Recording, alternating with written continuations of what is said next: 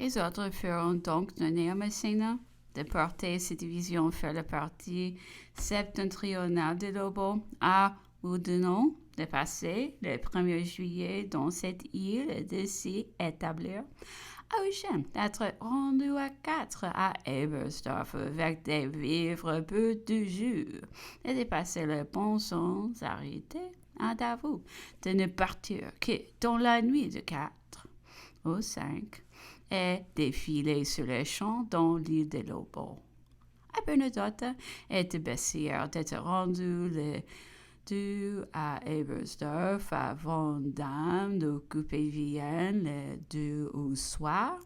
Là, à le faire d'envoyer Red à Vienne pour se réunir la garde impériale et de se tenir lui-même à Lens, puis que la grande armée aurait passé le Danube, entré en Bohême par le sud en même temps que Jérôme et enterré de Dresde par le nord, et que Junot de Bayreuth la menacerait par l'ouest. Enfin, il n'est pas jusqu'à Poniatowski, auquel Napoléon prescrivait d'émener ses Polonais sur Olmütz pour contenir l'archiduc Ferdinand et d'y entraîner les Russes si ses alliés de deux avaient la loyauté de nous servir de bonne foi. C'est pour les gens de métier surtout que sont intéressants et précieux les ordres donnés en cette occasion.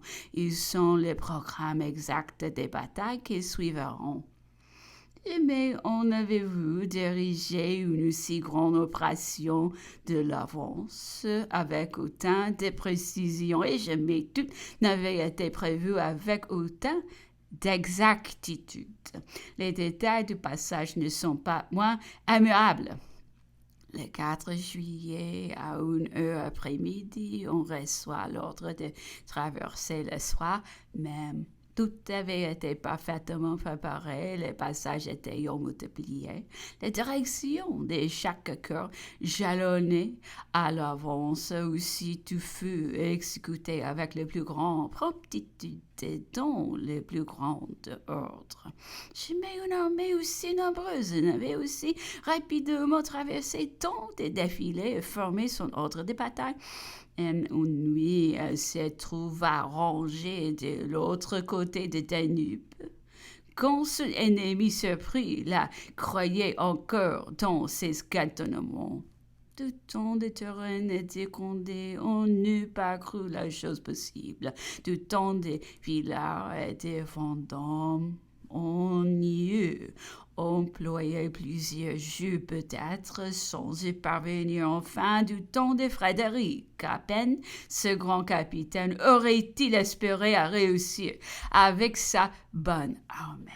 Nos adversaires, dans la plus belle plaine du monde, passaient des demi-journées et se mettre en ordre de bataille.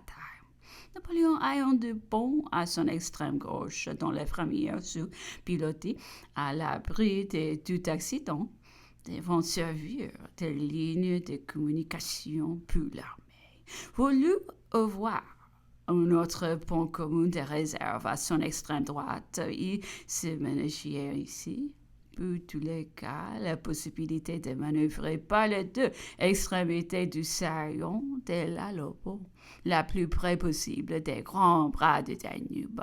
C'est par ce dernier pont que commença la grande opération.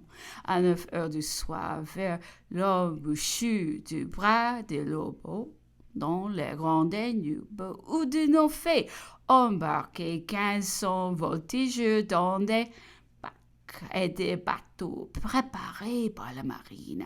Et passant à la rive gauche et s'y établissant dès le premier coup de canon, tout du nom, toutes les batteries de Lobo font un feu terrible.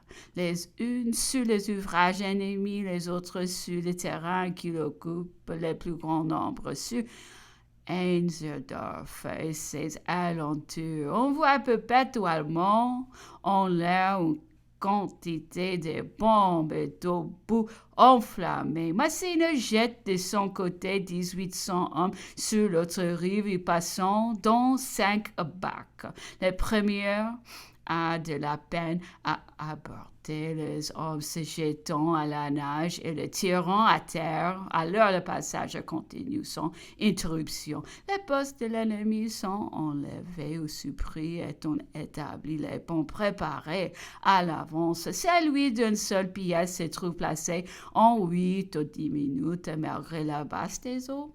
Le quatrième cœur commence immédiatement à défiler. Les transports continuent sous les bacs. On commence des ponts de radeaux et des bateaux sur l'île Alexandre.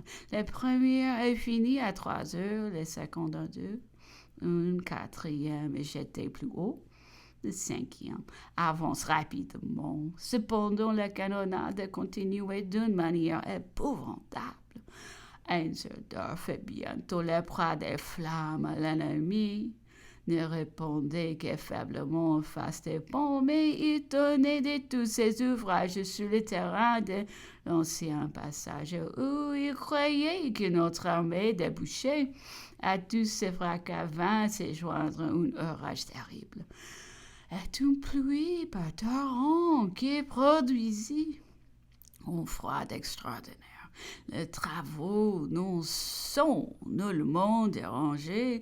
Napoléon est partout, courant à pied d'un pont à l'autre au milieu des boues et de ses rives glissantes où on culbute à chaque instant. Infanterie, artillerie, cavalerie, tout défie sans relâche à mesure qu'on gagne du terrain sur la rive gauche.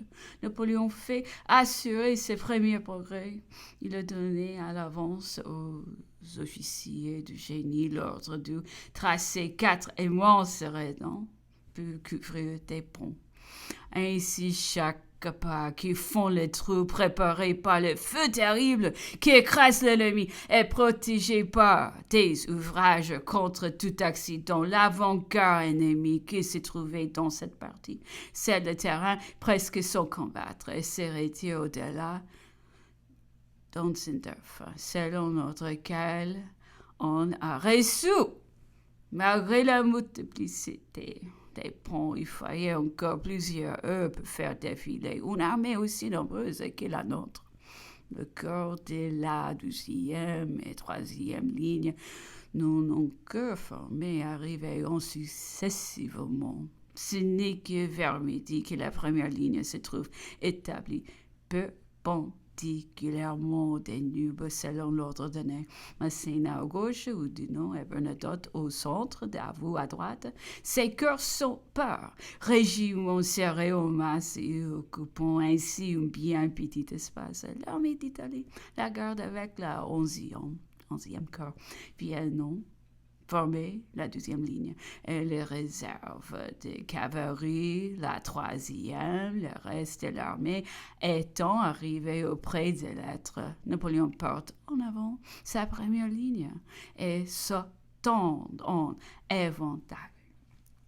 Ici se trouveront les développements de cette célèbre bataille de Wagram, tellement remarquable par les mouvements préparatoires et les grandes manœuvres instantanées qui la rendent une des plus longues qui ayant été livrées.